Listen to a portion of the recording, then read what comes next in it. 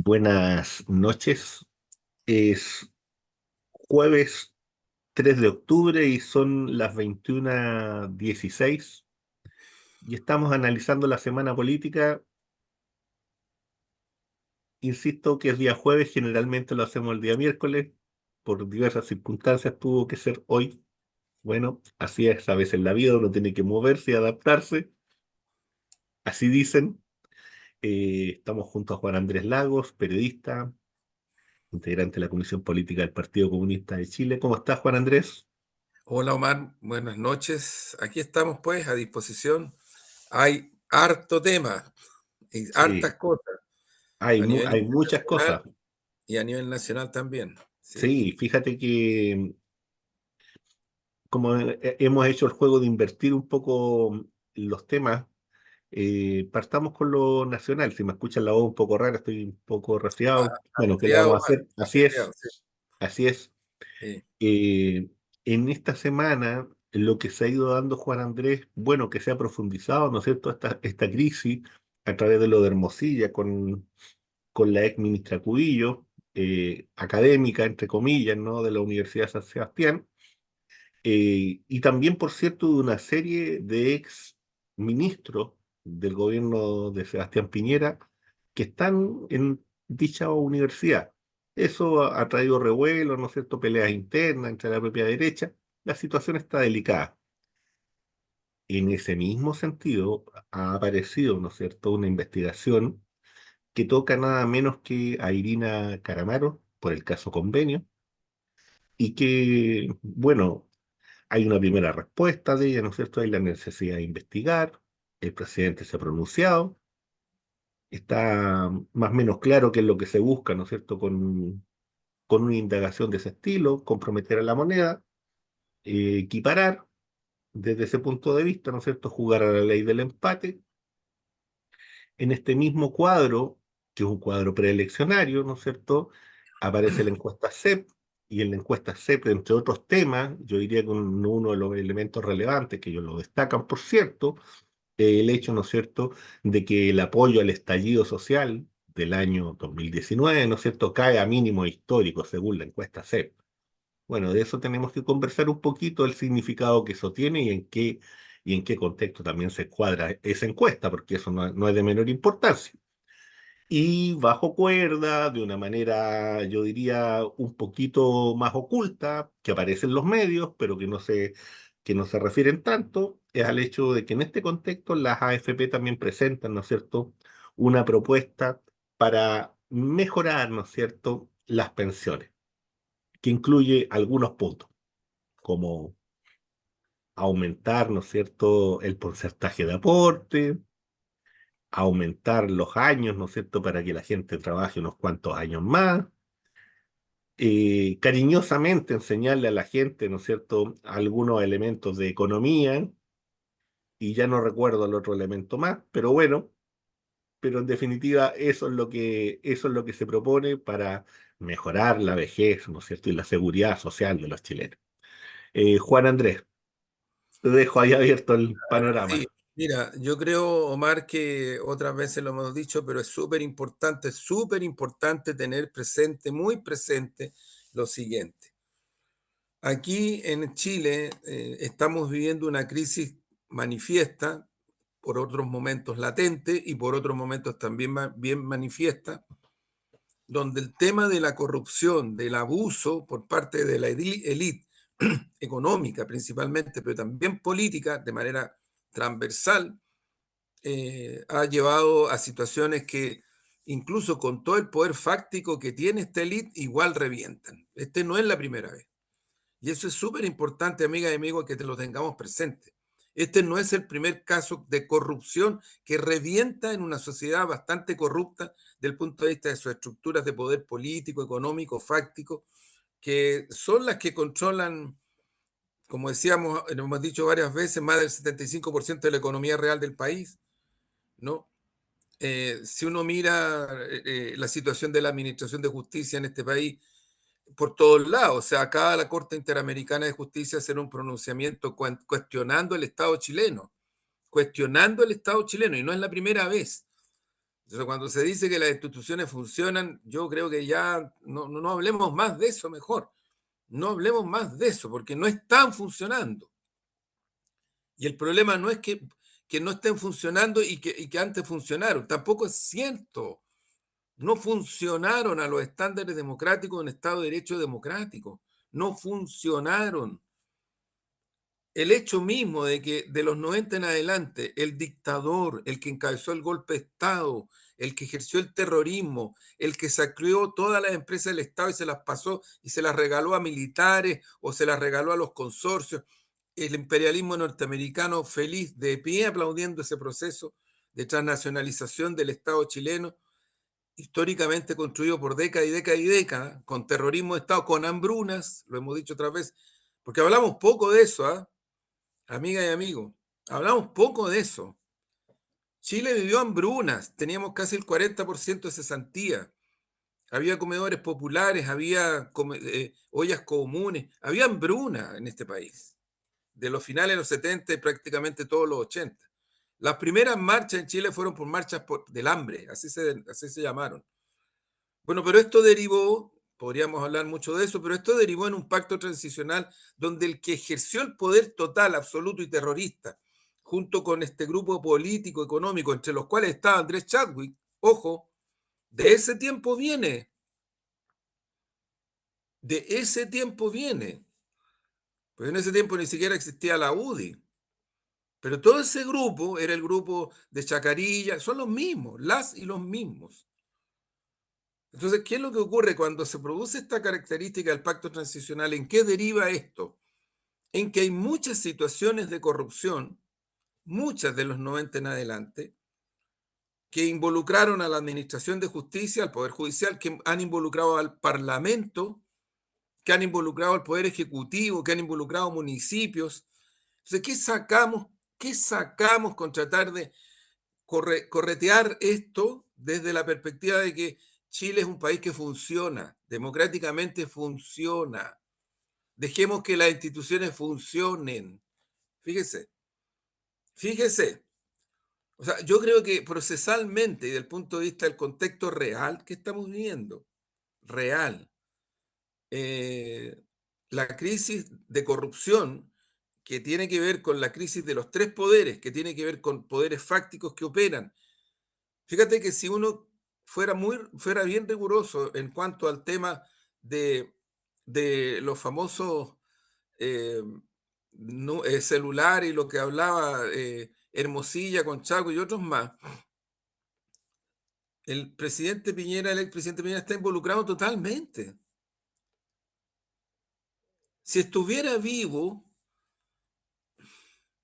está involucrado totalmente, pero yo digo en la derecha, en otros sectores, en las instituciones. Entonces, creo que este es un punto muy complejo porque por otro lado, lo que se busca es tratar de minimizarlo, se busca empatar. Yo no tengo duda de que aquí lo que está buscando la derecha es empatar. ¿Para qué? ¿Para qué? Para de nuevo hacer lo que se hizo en los 90, a veces el 2000, establecer una negociación, la élite se pone de acuerdo y listo, y seguimos para adelante. Porque lo han hecho, no es que no se haya hecho, yo no estoy inventando, es que se ha hecho. En los 90 se hizo. Y es la élite, esa es la que está en crisis, pero no está en crisis porque funcione mal. Porque ocurre que ahora uno escucha las voces y dice lo que pasa es que los inversionistas extranjeros están preocupados porque en Chile hay mucha polarización. ¿Qué polarización? ¿Qué polarización? ¿Dónde está la polarización? No, si lo que quieren es que la élite se ponga de acuerdo para seguir haciendo lo que hacen desde el punto de vista de las inversiones, del capital foráneo, dejar los espacios ahí para que la corruptela, ya, pero eso es. Entonces, a mí me parece que esa es la crisis, Omar, que está viviendo Chile, que hace que el PNUD y otros estudios que lo han tratado de desprestigiar mucho, que la élite busca rotear cuando Mm. habla del octubrismo, que lo hemos dicho otras veces, un desprecio por las multitudes, un desprecio atroz, atroz, atroz. Entonces, en ese contexto, ¿qué es lo que hace la SEP? La SEP lo que hace no es ir frontalmente hacia el estallido y lo multitudinario que fue, por semanas, que es lo que abre el camino hacia una nueva, hacia la posibilidad de una nueva constitución.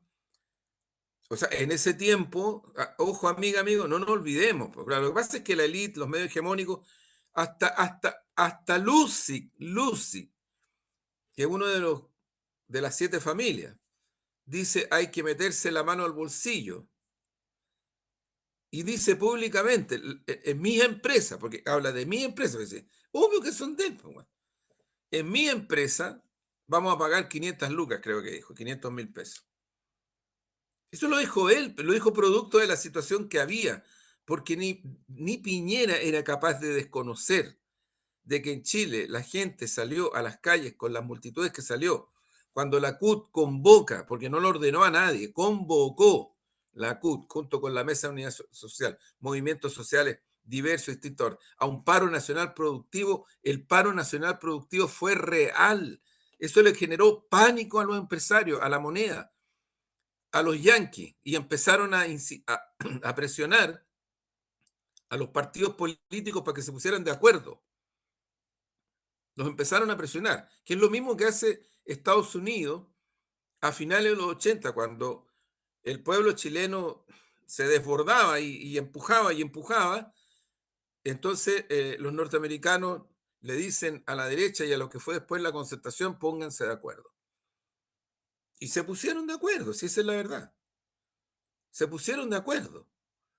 Ahora, el acuerdo tiene naturaleza táctica y naturaleza estratégica, y como ha dicho Tomás Mulián en distintas investigaciones sociopolíticas, fue un avance táctico, pero una derrota estratégica, si se le quiere mirar del punto de vista democrático, de la justicia social, del punto de vista del derecho a la vivienda, el derecho a la salud, el derecho a la educación, el derecho a las pensiones, el derecho al trabajo. Desde ese punto de vista fue una derrota estratégica. Entonces, claro, saltan las voces, salta el cacareo, pero ¿cómo? Si acaso no ha habido ningún avance, empieza todo eso.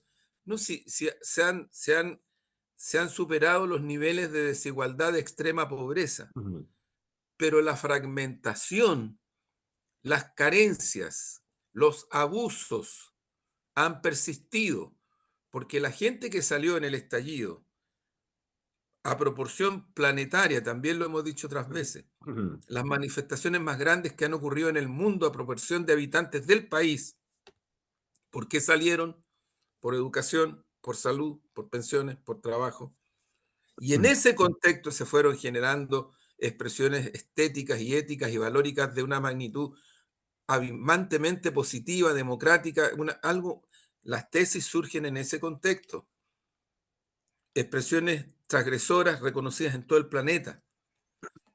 ujú, eh, los gritos de las multitudes en las plazas de ujú, Chile, porque no era solo la Plaza de la Dignidad, en ujú, todas las plazas de Chile, también eran en los estadios, también eran en los hipódromos, en el Sporting Club, en el Hipódromo Chile, en el Club Hípico, también, o sea, y ese son públicos que no son ni achacables a la izquierda ni a nada, era expresión ujú, popular, transversal, campo llano. Ninguna fuerza política puede creerse o sentirse propietaria de todo aquello, porque no lo es. Miente si dice que estaba ahí. Eso es mentira. Cuando Piñera dice, él dice, citando a fuentes de inteligencia militares y policiales, y nunca se investigó, cuando ujú, Piñera dice que en Chile hay un enemigo interno poderosísimo, y dice que poco menos que vienen de Cuba y Venezuela, nunca se investigó, porque nunca existió, para poder justificar los militares en las calles, las represiones,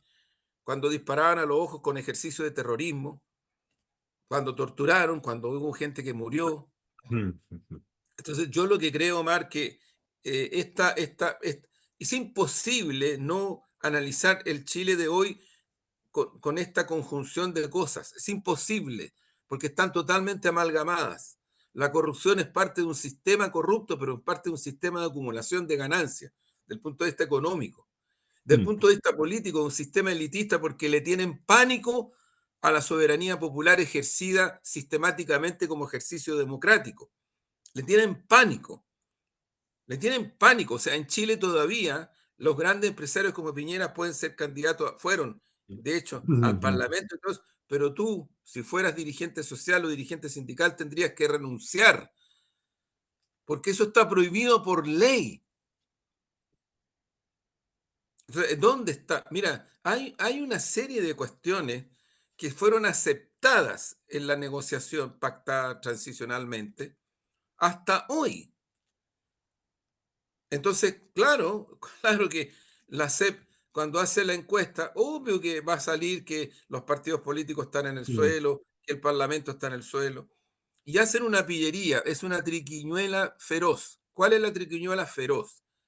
La triquiñuela feroz es que ellos no van por lo multitudinario que fue el estallido, no lo cuestionan, porque no pueden cuestionarlo, porque mentirían, o porque también se encontrarían con algo que está en la SEP, ojo, y hay otras investigaciones que sí lo develan, y es que esas multitudes no fueron inventadas, existieron y se autoconvocaban y se hicieron muchos cabildos y eran millones y millones en las calles, hay videos,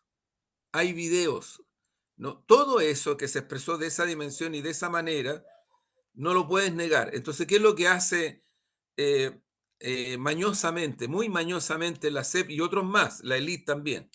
No, la gente ahora está descontenta con lo que ocurrió, porque lo que ocurrió desestabilizó. ¿Qué desestabilizó? Puta, el sueño de ellos, po, weón. El pacto transicional que funcionaba el descueve, po, weón. Que funcionaba el descueve, po, weón. Se ponían de acuerdo, robaban, hacían corrupción por aquí, por allá, y el pueblo llano viviendo las carencias, que por eso sale y por eso se expresa. Entonces, yo lo que creo, Omar, que análisis o situaciones de esta dimensión llevadas a una encuesta con una preguntita para poder sumarse a la agresividad violenta en contra de una expresión popular, a mí me parece que es de lo menos democrático y lo más antidemocrático que yo he podido observar. Y Fíjate, Juan Andrés, que frente a lo que tú estás planteando, a todo este escenario, ¿no? A mí me parece que hay que recordar que este proceso que se vive en octubre del 2019 tenía antecedentes previos. Los tuvo el año 2006, los tuvo el año 2011. Por cierto, viene con un golpe muy fuerte a nivel internacional en el año 2008, ¿no es cierto?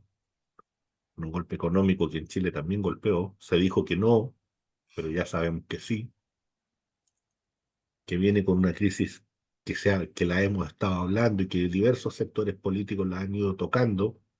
Cada uno saca sus propias conclusiones. Hay algunos que sostienen que se tiene que volver atrás, que se tiene que volver a los 90. Hay algunos que sostienen que se tiene que volver a reinventar todo. Y hay otros que sostienen, ¿no es cierto?, que lo que tiene que haber es una propuesta en el fondo que se haga cargo del proceso de quiebre del propio modelo y que eso significa repensar muchas cosas. Pero repensar no significa venir y destruirlo todo, significa sencillamente hacer las correcciones que en este caso te amerita la propia realidad. Y esas son las discusiones que están. Entonces, cuando se da lo del 2019, se busca una salida política, tal cual como dices tú, una salida política, ¿no es cierto? Una salida acordada por parte de los partidos del orden, en el sentido de buscar desde el punto de vista constitucional, una salida, de encauzar el proceso de molestia. Ese proceso fracasa y fracasa en dos fórmulas. Una de sectores más progresistas y otra encabezada por sectores más reaccionarios. Y luego, ¿no es cierto?, de que esas fórmulas se agotan, llegamos a un momento de componenda de cómo venimos y nos hacemos cargo, ¿no es cierto?, de lo que se está viviendo en lo cotidiano. Y entonces surgen los temas de la seguridad, entonces surgen los temas de esto y lo otro, porque ya no nos podíamos hacer cargo de lo grande, entonces empezamos a hacernos cargo de lo pequeño. pasa, Y, claro, Omar, claro, lo que pasa entonces se produce un desplazamiento, ¿cierto? la De la crisis crisis. sí, la crisis se profundiza. claro, porque tú tienes efectivamente una crisis de migración en Chile. exacto. Efectivamente tienes una crisis de crimen organizado, narcotráfico, son reales. Sí, Entonces la crisis se sigue profundizando claro. y se sigue profundizando en distintos ámbitos y si no se para en el fondo, en las raíces, se va a seguir profundizando, porque no hay nada que la detenga. El pacto transicional fracasó por esto, porque no fue capaz democráticamente de enfrentar y resolver situaciones de pervivencia y situaciones como el crimen organizado y como el narcotráfico. Hasta ahora no ha sido capaz. No ha sido capaz, no ha tenido ningún... A ver, porque si el país fuera un poco más equitativo, si en el país hubieran temas de vivienda resueltos, si los incendios no dejaran las secuelas que dejan, si el crimen organizado fuera controlado y no se están produciendo todos los días los asesinatos, los portonazos, que nadie los inventa. Otra cosa es la espectacularización que hacen los canales de televisión, los medios hegemónicos, pero no son una invención. Hay una encuesta a nivel mundial que pone a Chile en, creo que el quinto país donde la gente tiene más miedo a salir de sus casas a una determinada hora. En el mundo. Entonces, son problemas reales. Sí, sí, sí. Yo creo que por eso es que yo creo que es una élite transversal, que lo he citado otras veces, el análisis de Fromm, es una élite que no quiere reconocer la realidad.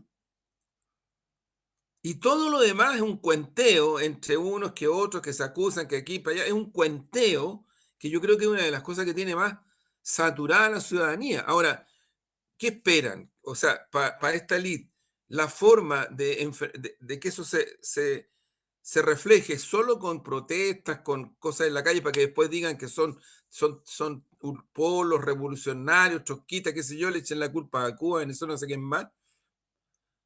O sea, yo lo que creo es que el punto de referencia es que la crisis de corrupción, la crisis sobre los temas de crimen organizado, de narcotráfico, la crisis de pervivencia, vivienda, salud, educación, son reales, no son ficticias. Entonces se sobrepolitiza en una sociedad mediatizada al extremo, donde pasa a ser más importante lo que le dice uno al otro que el problema real. Estamos jodidos. O sea, desde el punto de vista democrático, estamos muy complicados.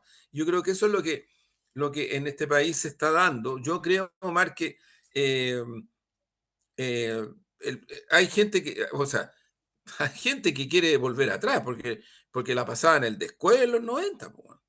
No, por supuesto. Tenían tasas de ganancia salvajes, po, weón. Claro, Eso el es tema es que cierto ese también. cuadro de los 90 se daba en un cuadro internacional que es muy distinto. Y todos esos acuerdos se daban en una condicionante que hoy día no existe. Porque hoy día para llegar a ese acuerdo que ellos quieren volver de los 90 significaría que tendría que haber consenso de Washington y eso no existe. Así es, así es. Entonces, cuando tú quieres proponer una salida que es inexistente porque no están los elementos internacionales, no están los resguardos, cuando tú agotaste todas las posibilidades que tenías de venir, ¿no es cierto?, y negociar a nivel internacional, ya hiciste todo lo que tenías que hacer, llegaste a todos los acuerdos que podías hacer. La única posibilidad que existe es abrirse a los BRICS y es algo que Chile no lo quiere hacer, porque tenemos una élite dolarizada y tenemos una élite, ¿no es cierto?, que es anglosajona. Entonces no quiere ese acuerdo. Entonces, dentro de las posibilidades de los acuerdos con el llamado Occidente, que sería Europa, que sería el propio Estados Unidos, ¿qué más pueden ofrecer? O sea, Claro, o sea, claro. fíjate que lo que más pueden ofrecer es lo que nos están diciendo la AFP. O sea, si usted tenía un 10%, aumente a 18, pero los 18 ¿no es cierto?, se insertan en en la dimensión de la estructura de la AFP. No piense en una estructura alternativa que pueda servirle para otra cosa. Así es. No. Exacto, exacto. Usted O aquí, sea, trabaje más. O sea, si jubila a claro. los 65, jubila a los 70 las mujeres y los hombres jubilarán no sé a qué edad, pues. La receta de José 60, Piñera. 65, 70, no sé qué. Este es un Mercedes-Benz que hay que limpiarlo, Claro. echarle mejor gasolina y va a funcionar bien. Pero Entonces, está en funcionando y es lo definitiva, mejor que tenemos. es explotar más a la gente, es Claro que sacar, sí. ¿no es cierto?, estrujar más al propio pueblo. Eso es la Pero mira, alternativa. cuando se produce el estallido, se habla poquísimo del paro nacional productivo, muy poco, pero volvemos a la esquizofrenia, pero existió. Cuando la CUT, la Mesa de Unidad Social, convocan, separaron prácticamente todas las empresas de Chile. No las empresas, los trabajadores, las trabajadoras, pararon las empresas, pararon el país. Eso para el gran empresariado, para los yanquis, para las corporaciones transnacionales, entraron en pánico y presionaron a las fuerzas políticas de centro y de derecha para que se pusieran de acuerdo y buscaran una salida de esto, porque se daban cuenta también que en Chile los militares en la calle iban a generar una situación que se estaba generando ya, que era de violaciones gravísimas a la vida, al derecho a la pervivencia, al derecho a poder caminar y conversar y manifestarse por las calles. Los organismos internacionales de defensa de los derechos humanos empezaron a venir a Chile y se encontraban con situaciones críticas. La Administración de Justicia, incluido las fiscalías, no reaccionaron con la rapidez que deberían haber reaccionado para así evitar la cantidad tremenda, centenares, centenares, centenares, miles de heridas y heridos, gente torturada, gente que perdió los ojos, ¿no? Eso fue parte de la situación. Entonces, yo lo que veo ahí, Omar, es, insisto en este punto, es una esquizofrenia. El rey desnudo, o sea, no se quiere ver, no se quiere ver.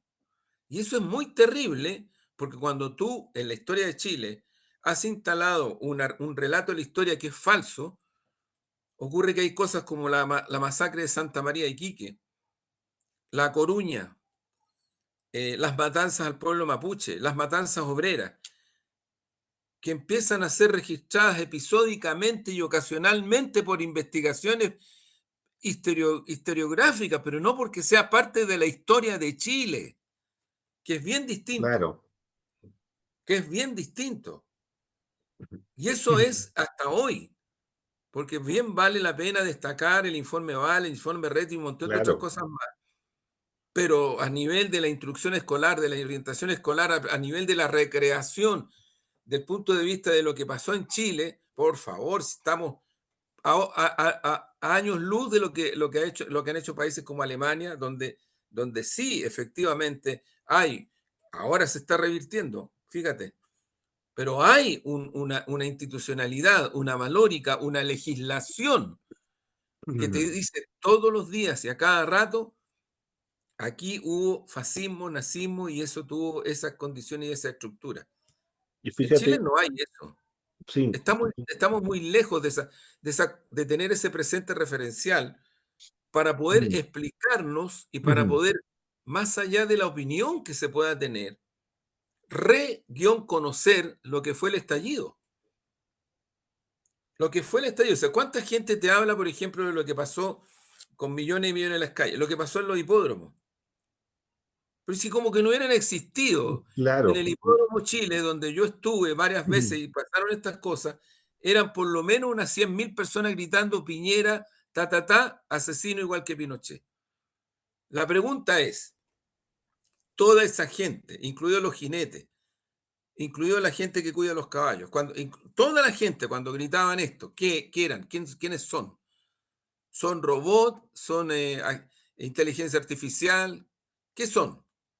Cuando gritaban en el club hípico, cuando gritaban en el Sporting Club, cuando, cuando se ujú, manifestaba la gente en el Festival de Viña, un, un, un, un festival que tengo entendido que tiene cerca de 10 millones de personas conectadas en la región y en el mundo y todavía más, cuando se le rendía homenaje a la primera línea, cuando artistas como Mon Laferte y muchos más en el Festival de sí, Viña era la centralidad y toda la gente que estaba en el Festival de Viña gritaba y, o sea, yo insisto en esto, el puro hecho, Omar, el puro hecho, si hiciéramos ujú, el esfuerzo de reconstruir lo que ocurrió, no le dejaría espacio a la mentira planificada, ordenada, sistemática por años de la hegemonía mediática y de la élite mm, política que le tiene una odiosidad y un resentimiento al estallido, y por eso hablan del octubrismo, y por eso, con mucha rabia,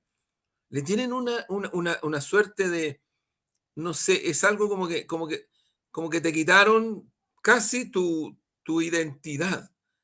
Perdiste la lógica de por qué existes políticamente o económicamente.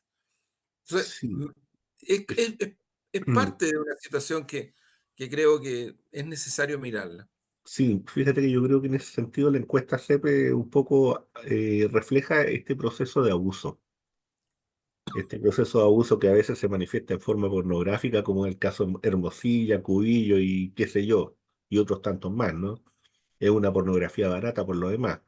De- eh, Sí, entonces, ¿qué es lo que pasa? Que en eso, cuando tú has hecho, como tú bien lo dices, todo un trabajo desde el punto de vista comunicacional, de un ataque sostenido en todos los lugares, en todos los medios, contra ese proceso de movilización popular, social, abierta, claro, en un momento dado eso de algún modo te tiene que ir resultando, de algún modo, ¿no es cierto? Tú vas penetrando en ese mundo, vas penetrando en la misma gente.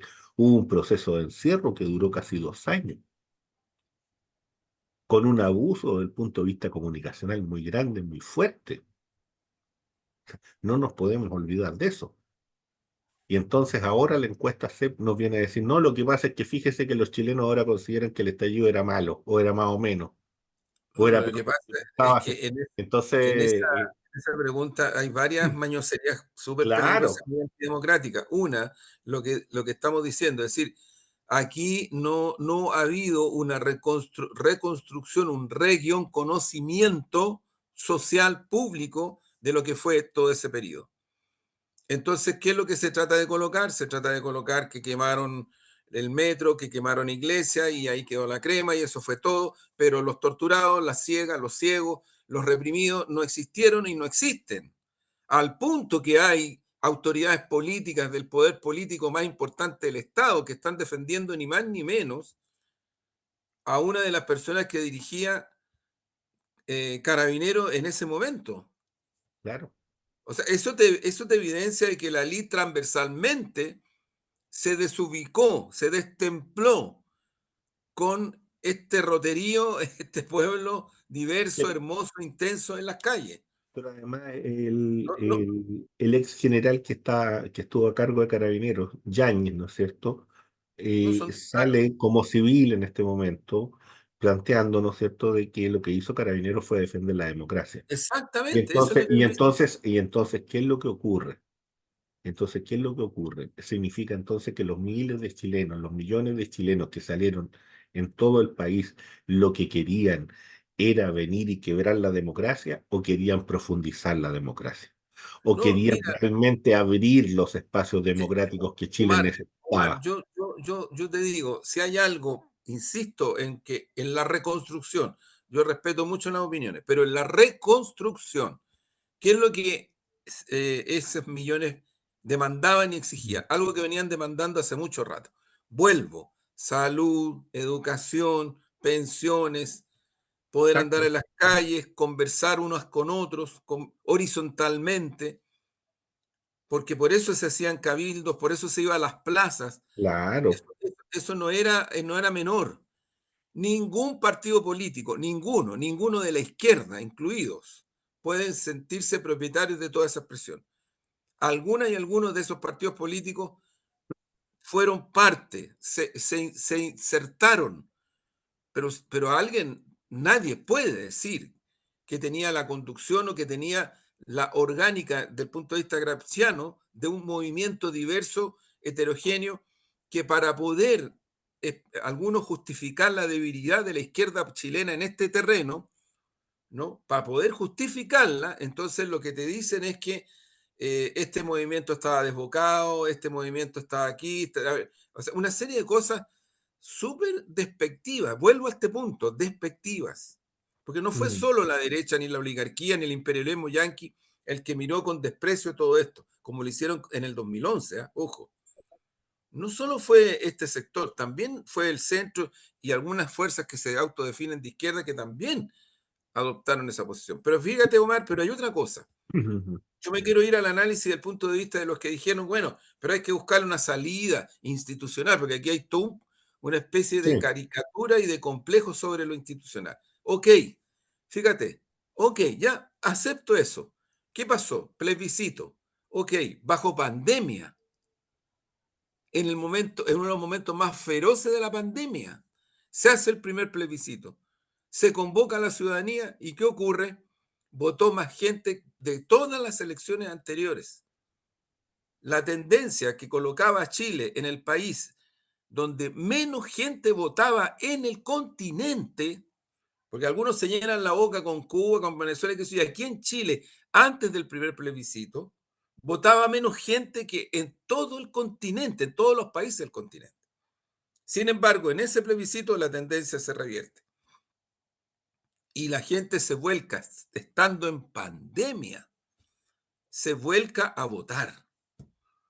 En ese contexto, la Asociación Chilena de Municipios, que la dirigía Codina, pero que tenía dentro de esa asociación un impulso muy grande de municipios, de alcaldesas y alcaldes, que el liderazgo ahí lo llevaba fuertemente Daniel Jadwe, fuertemente, estamos hablando de un periodo, hace un plebiscito. También la élite trató de bloquear ese plebiscito. Yo me acuerdo, Sandón, senadores del centrismo, del famoso progresismo, parlamentarios, no, que no, lo hicieron igual, lo respaldó la CUT, lo respaldó la CUT.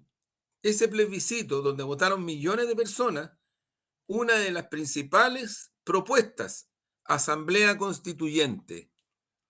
Mayoritariamente la gente votó por asamblea constituyente, o sea, una salida democrática y popular de soberanía popular. Después, cuando Piñera, esto lo dice ella en una entrevista en el canal CNN, yo no estoy hablando de una cosa que secretismo ni nada.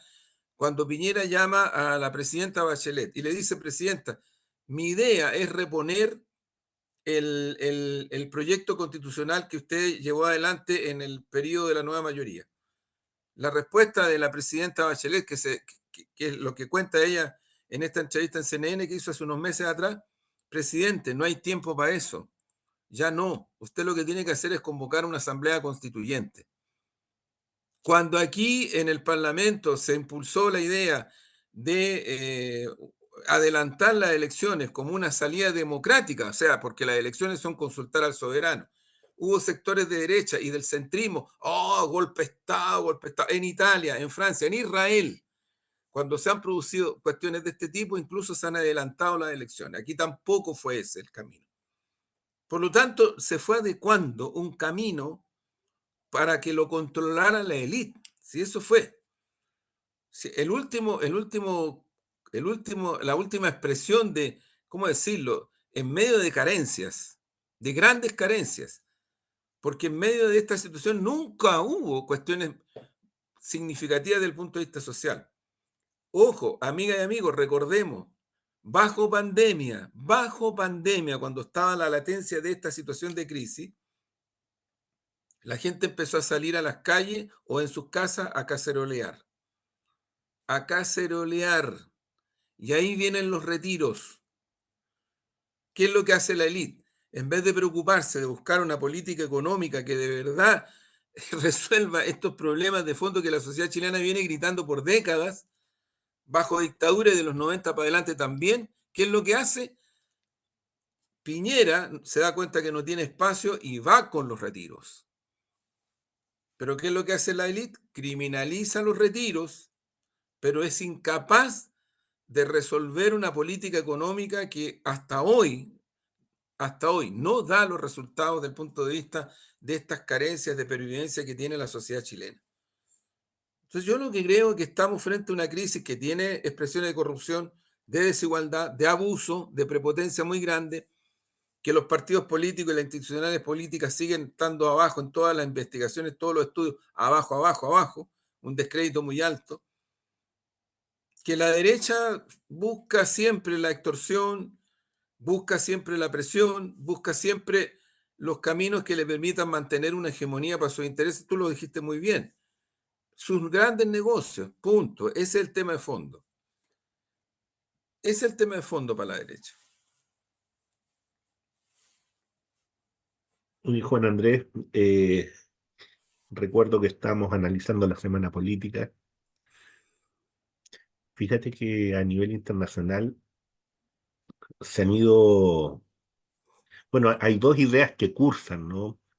Dos grandes ideas que cursan, diría yo. La primera, ¿no es cierto?, que marca el horizonte de lo que está ocurriendo en este minuto, tiene que ver con este encuentro de los BRICS que va a ser en Kazán entre las fechas del 22 al 24 de octubre, donde se espera el ingreso de nuevos países, ¿no es cierto?, y en donde se espera la decisión de, en el fondo, la apertura, ¿no es cierto?, a unas nuevas formas de pago que no se relacionan directamente con el dólar. Y esa es la situación más delicada, ¿no es cierto?, que le toca vivir en este caso a Estados Unidos como potencia. Y, por cierto, las elecciones norteamericanas el 5 de noviembre. Esos son dos elementos que están ahí, para que los tengamos presentes en este análisis. Un, en términos más puntuales, ¿no es cierto?, la respuesta de Irán a las agresiones llevadas a cabo por el Estado de Israel se da de una manera, por cierto, inesperada, de un modo. Inesperada estoy diciendo porque hay muchos analistas que creían que eso no se iba a producir, o si se producía, iba a ser, no se sabía cuándo, y la verdad es que fue bastante contundente, muy dura, logrando una serie de objetivos importantes, pese a que la declaración del presidente Biden es que fue ineficaz, y la declaración del propio gobierno, ¿no es cierto?, israelí es que no pasó mucho, pero pareciera ser que pasó bastante. Y, y habrá que ver, ¿no es cierto?, qué es lo que va a ocurrir más adelante. Irán recurre al artículo 51, que es la posibilidad de respuesta, ¿cierto?, ante algunos hechos bastante delicados que habían ocurrido en su propio país. Entonces, en Ucrania, donde se está dando este conflicto entre la OTAN y la Federación Rusa, una ciudad importante como Ugledar cae, ¿no es cierto?, en manos del ejército de la Federación, y con eso se abre toda una posibilidad de avance eh, en un campo abierto, por decirlo de algún modo, y lo que habla también, ¿no es cierto?, a claras luces de lo que significa un momento de profunda crisis dentro del ejército ucraniano y dentro de las fuerzas de la OTAN. De hecho, hay algunos que sostienen de que esta escalada del propio presidente Netanyahu tiene mucho que ver con eso, ¿no? Con este interés norteamericano de trasladar, ¿no es cierto?, el interés hacia otro espacio, de colocar otros temas en la discusión, porque lo de Ucrania es inexplicable. Al interior del propio Estados Unidos, como al interior de Europa, ¿no es cierto?, y del discurso de la OTAN. Te dejo eso, Juan Andrés, ahí abierto, como son los Sí, dos temas así que son muy fuertes, ¿no?, que están ahí. para ir cerrando ya. Sí, Sí. Mira, yo creo más, bueno, sigo en la línea de la que tú señalas, que tú describiste, hay una serie de elementos súper importantes. Eh, eh, yo creo que la situación que está viviendo el imperialismo norteamericano, sus socios de la OTAN, eh, es algo que yo creo que tú lo planteaste muy bien, o sea, eh, correlaciona con este desarrollo todavía cada vez mayor de los BRICS, un espacio que está empujando el multilateralismo. Si uno analiza la Asamblea General de Naciones Unidas, si hay algo positivamente nuevo para la humanidad, es esto. Todo lo demás son tragedias. La incapacidad para detener el genocidio de niñas, niños, de un pueblo entero. La incapacidad total. Israel se da el lujo de declarar persona non grata al secretario general de las Naciones Unidas. Y el tipo no tiene otra alternativa que Al día siguiente decir así poco menos que cercano al perdón porque no puede enfrentarse a Israel nomás, po. Así de simple.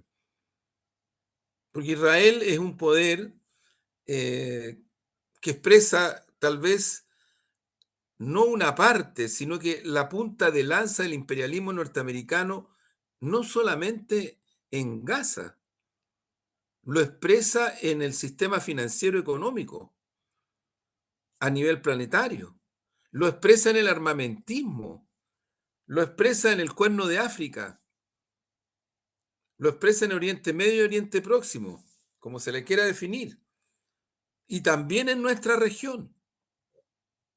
Por lo tanto, no son cuestiones del punto de vista de la geopolítica, de las correlaciones de fuerza a nivel planetario, que son cosas distintas. Y es lo mismo que lo que tú decías, Omar, es lo mismo que pasa con Ucrania. El gobierno de Ucrania es un gobierno fascista, militarista, que ha hecho matanzas de comunistas en Ucrania.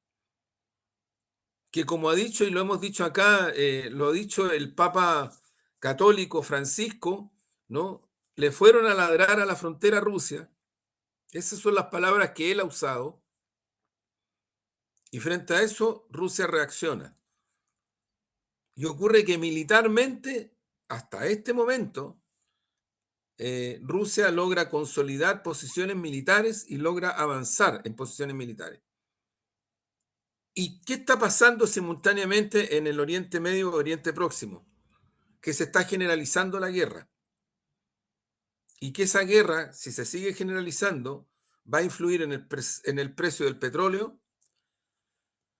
puede generar situaciones que incidan en el traspaso por esa zona de fuente energética y de petróleo que el imperialismo yanqui y las corporaciones transnacionales usan para, para hacer negocios grandes a proporciones ya inmensas a nivel planetario, no solamente de esa región, y por lo tanto estamos frente a una expresión de genocidio que no se puede detener, porque no la quiere detener Estados Unidos, lo hemos dicho otras veces. Si Estados Unidos quisiera detener a Israel, no se demora una hora en hacerlo, pero es que no lo va a hacer, porque Israel es Estados Unidos y Estados Unidos es Israel. Eso es lo que hay que dejar claro. Estados Unidos es Israel y Israel es Estados Unidos. Por algo cuando va Netanyahu, si lo demás es chiste, ahora que los medios hegemónicos en nuestro país hablen de otra manera, distorsionan, tergiversan de una manera brutal, bueno, o que se trate de decir aquí que hay dos partes y que no hay que, y hay que ser neutrales porque las dos partes, por favor, pero es que no es real, eso no es real. Si uno analiza la situación objetivamente, no es real que existan dos partes en conflicto. Lo que hay es una permanente y sostenida invasión militar, política, económica, criminal por parte de Estados Unidos y sus socios europeos. Esto viene de muchos años en el Oriente Medio, pero muchos años, no es de ahora, ahora toma una dimensión distinta y que tiene que ver con el genocidio y que tiene que ver también con una cuestión que está cursando, y es que cuando Netanyahu va a Washington, la última vez, el Parlamento norteamericano lo recibe de pie. ¿Quién está gobernando Estados Unidos? ¿Está gobernando Estados Unidos el Partido Republicano?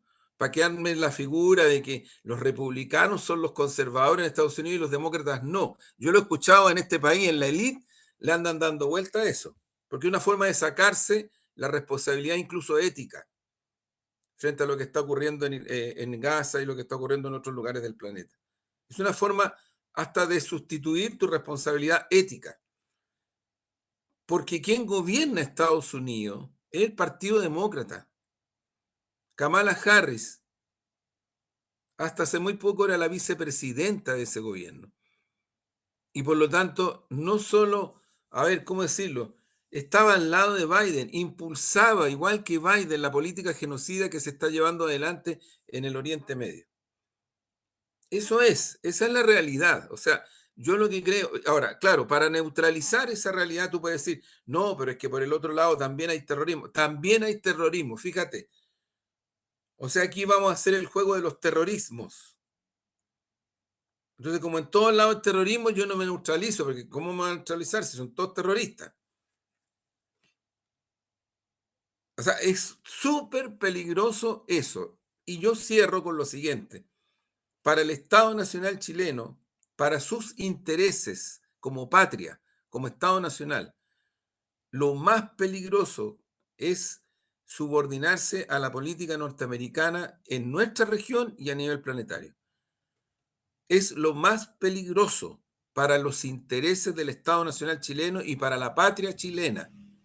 Mm, Porque ocurre que, tú lo decías también, Omar, ocurre que al no estar en los BRICS, al no estar impulsando una política que reactive la CELAC en nuestra región, que camine con la integración, que vaya mucho más de la mano de los procesos que se requieren, que se profundice mucho más la relación con China, que no es nuestro gran socio, y que no sigamos con torpezas de magnitudes mayores en todos lados, porque incluso hay gente hasta de izquierda, que se dice de izquierda, que le ponen nota a China, pues no, como China no es democrático, no, es que los derechos humanos en China. O sea, como si eso definieran las políticas internacionales de los estados. Entonces, yo lo que creo es que aquí también hay una cuestión, yo la vuelvo a insistir, Omar, aquí hay un problema que está y puede ser gravísimo para los intereses del Estado Nacional chileno. Gravísimo, gravísimo. Y ojalá que haya una reflexión a lo menos abierta, democrática, transparente respecto de eso. Porque lo que está cursando en nuestra región no está ajeno ni aislado, no se le puede separar de lo que está ocurriendo en el Oriente Medio, de lo que está ocurriendo en África, de lo que está ocurriendo entre Ucrania y Rusia, de lo que está ocurriendo en el Asia Pacífico. Ahora tenemos en unos tiempitos más la reunión de APEC. ¿Dónde va a ser la reunión de APEC? En Perú. En Perú. ¿Por qué es en Perú y no en Chile?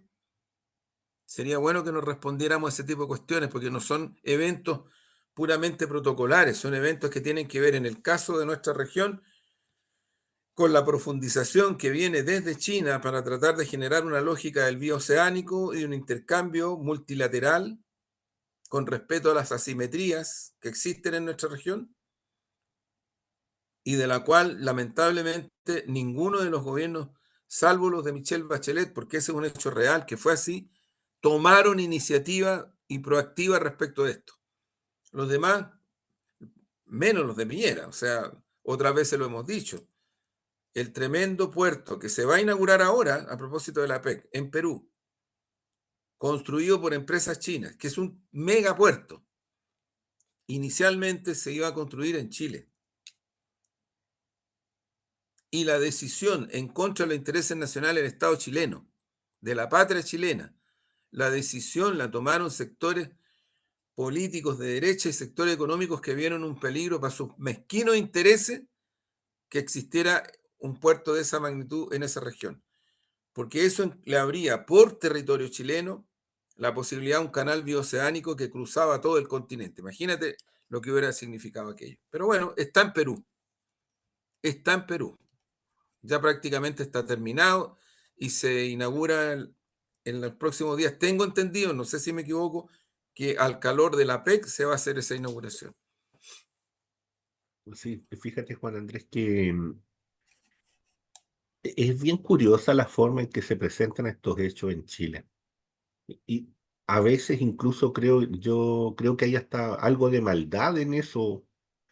Fíjate que la tercera viene y dice, estas son las capacidades militares de Israel e Irán. ¿Qué lado tiene la ventaja? Cuando uno ve, por ejemplo, algunos medios como CNN y otros, la narrativa es, esto comenzó el 7 de octubre. Sí, Entonces, este no es un problema que tiene más de 75 años o que tiene 75 años. Aquí no hay un Estado, ¿no es cierto?, que no ha respetado ninguna de las resoluciones del Consejo de Seguridad. Ninguna. Es que ninguna. Entonces, ¿qué es lo que pasa?